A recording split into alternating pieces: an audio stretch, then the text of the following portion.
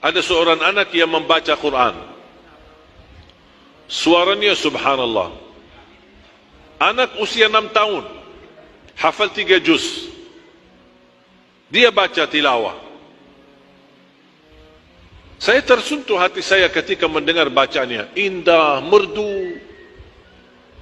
Ada sedikit keliru beberapa huruf. Begitu dia selesai, saya panggil. Datang di samping saya. Dan saya suruh baca Al-Fatihah. Ketika dia baca, saya perbaiki hurufnya yang belum begitu bagus. Contoh, Bismillahirrahmanirrahim. Banyak di Indonesia, apalagi kalangan anak-anak, bisa Ar-Rahman, tapi tidak bisa Ar-Rahim. Selalu baca Bismillahirrahmanirrahim. Kenapa Rahim? Padahal ha Rahim sama dengan ha Rahman. Cuman karena tidak pernah ditegur dan tidak pernah diajarkan yang benar, akhirnya dia terlanjur baca seperti itu. Bismillahirrahmanirrahim. Ar-Rahim sama Ar-Rahman, Ar-Rahim. Jangan Ar-Rahman, Ar-Rahim, salah. Alhamdulillahi Rabbil Alamin. Al-Ha, bukan Al-Ha. Karena bisa rubah makna gara-gara satu huruf. Alhamdulillahi Rabbil Alamin. Segala puji bagi Allah. Alhamdulillahi Rabbil Alamin. Segala kematian bagi Allah. Astaghfirullahalazim. Gara-gara satu huruf rubah total makna. Hati-hati.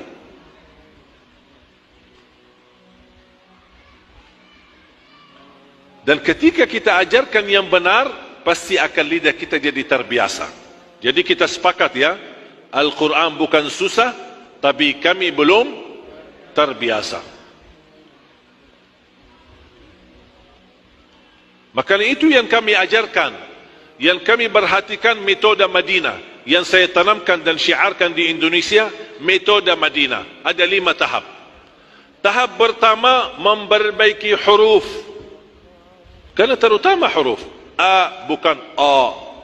A'udhu, salah. A'udhu. Ukurannya 2 jari. Masukin mulut. Jangan gigit.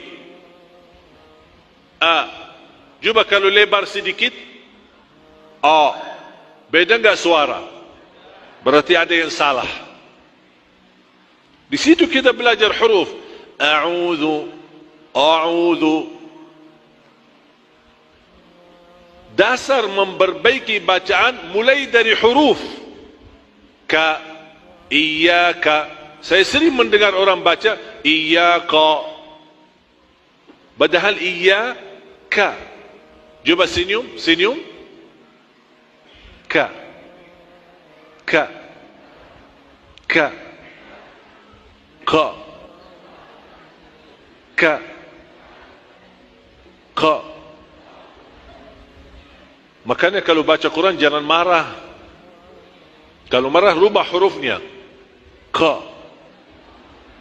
Ka. Ha? Beda enggak? Beda. Berarti ada yang salah. Karena setiap satu huruf memiliki suara, bunyi. Bunyinya yang pas. Kalau berubah bunyi suaranya berarti ada yang salah. Bisa salah gara-gara gerakan mulutnya. Karena boleh gerakan mulut kalau ada 4 huruf. Bibirnya yang berhubungan dengan bibir ada 4 huruf. Ba, waw, mim, fa. Ba, waw, mim, fa. Ini 4 huruf boleh gerakan bibir. Selain 4 huruf tidak boleh. Contoh, Ar-Rahman tidak boleh. Ar-Rahman, Ar-Rahmanir, Ar-Rahmanir. Kenapa? Ini bukan ba, bukan waw, bukan mim, bukan fa. Ra, ar, bukan ar.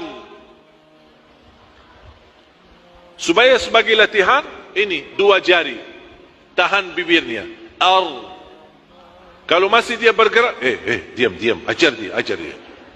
Ar. Jangan lepas. Aru. Aru. Salah. A'udzu billahi minasy syaitan. Syaitan. Gerak enggak bibir saya? Enggak kan? Ta, syaitan. A'udzu billahi minasy syaitan. Langsung rubah suara hurufnya. Berarti ada yang salah.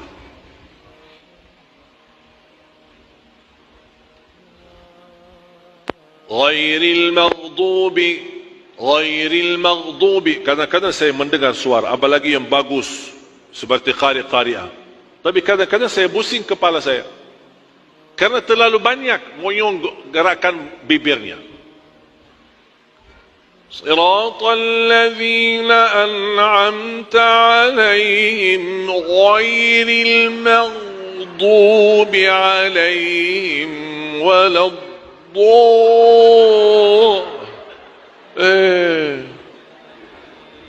bikin pening, pusing kepala saya. Suaranya bagus, tapi saya tidak tertarik dengan suara. Saya lebih fokus telinga mendengar gimana hurufnya. Karena sudah terbiasa sejak kecil belajar begitu, makanya kalau huruf masuk,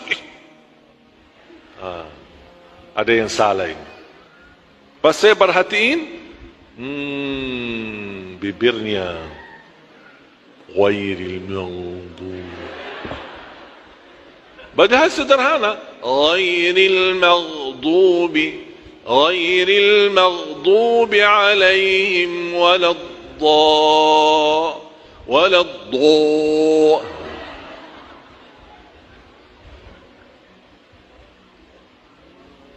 Apalagi bacaan imam, siratal ladzina an'amta 'alaihim ghairil maghdubi 'alaihim waladdallin. Ganti imam, langsung cabut, panggil pak polisi, tolong pak ini cabut imam, ganti imam. Tak begitu bacaan Al-Fatihah, sederhana. Termasuk ketika ajarin anak-anak kita, jangan ajarin dengan cara yang mengaret-ngaret ayatnya atau hurufnya. Itu sering saya mendengar, apalagi ada aplikasi video di YouTube atau di Instagram. Saya perhatikan ada orang tua menajari anaknya. Nah, ayo ikuti bapa nak.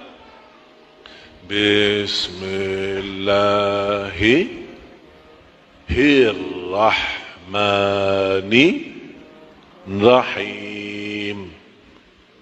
Alhamdulillahi Hirabil. Kacau. Tak boleh ajarin seperti itu. Ajarin walaupun dia anak kecil, ajarin begini, Bismillahirrahmanirrahim. Ayo adik, Bismillahirrahmanirrahim. Jangan mengaret-ngaret ayatnya, nanti akan terbawa sampai jadi tua. Makanya kadang-kadang kita dengar suara nenek-nenek kita, Bismillahirrahmanirrahim. Yasin wal Qur'anil Hakim. Betul tak? Salah. Tapi sayang, bukan salahnya mereka, salah karena sejak kecil diajarin seperti itu. Berubah kebiasaan mengajarkan anak Bismillahi, jangan Bismillah. Makanya kadang-kadang kalau suruh anak ngaji, terus awal mulai A'udhu, dia sebenarnya dari ucapan Assalamualaikum sudah salah. Assalamualaikum warahmatullahi wabarakatuh. Udah salah. Assalamualaikum warahmatullahi wabarakatuh. Kenapa ngarit-ngarit hurufnya? Apalagi pas baca. Ayo nak, baca. A'udzu bil. Jadi yang pendek jadi panjang, justru yang panjang jadi pendek.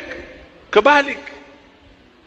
Tapi cuba kalau kita ajarin a'udzu billahi, a'udzu billahi, a'udzu billahi. Apalagi anak-anak, dia cepat bisa nangkap, cepat bisa belajar.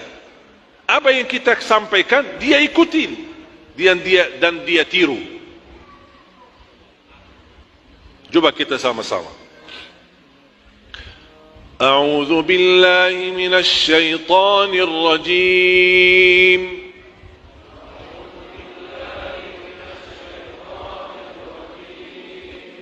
Bismillahirrahmanirrahim.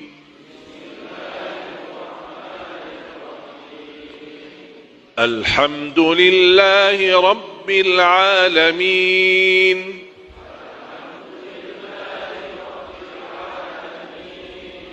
Ar-Rahmanir Rahim.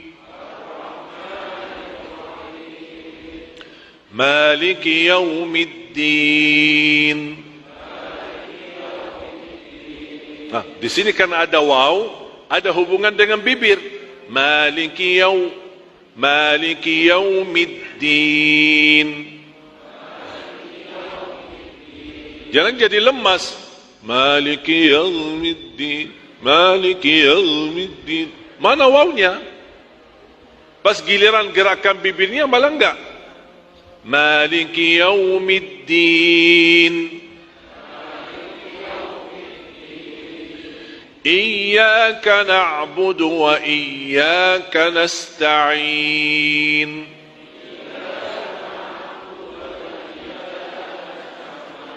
Tolong diperhatikan, jangan iyyaka, iyyaka seperti lagi senyum. Ka sama, nasta'in, nasta'in, nasta'in salah. Nasta'in. Iyyaka na'budu wa iyyaka nasta'in.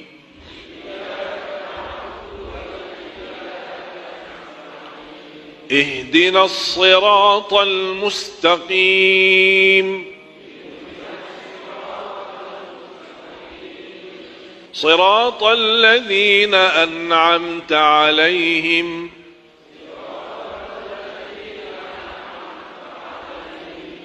ghairil maghdubi 'alaihim waladdallin.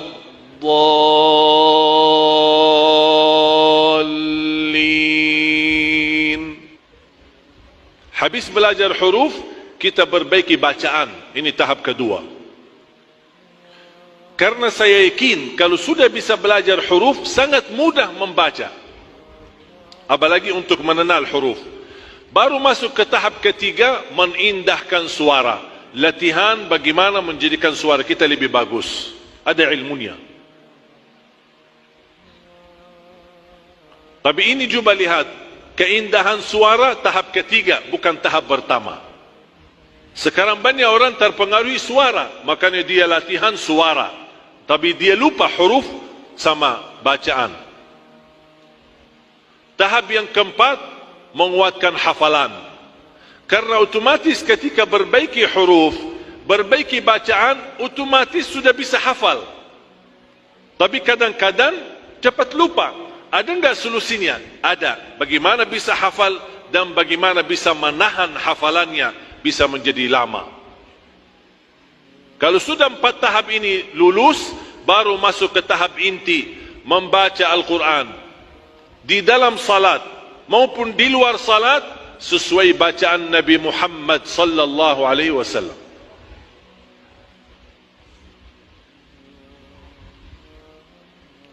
Seperti bacaan Nabi Muhammad. Ada orang bertanya, iman kita bisa baca Quran seperti Nabi Muhammad? Sangat bisa. Dan ini kelebihan Islam. Ada sesuatu di dalam Islam tidak dimiliki oleh agama manapun. Tak ada dimiliki agama manapun. Hanya ada di Islam. Apa itu? Ilmu ijazah. Tak ada ijazah Taurat. Tidak ada ijazah Injil. Tapi ada ijazah Quran. Ada ijazah hadis. Ada ijazah tasbih. Ada ijazah zikir. Ada ijazah ilmu. Ada ijazah fikih. Semuanya ada ijazahnya. Bukan hanya ijazah lisan. Kadang-kadang kita bertemu guru, mohon ijazahnya amalan ini. Betul kan?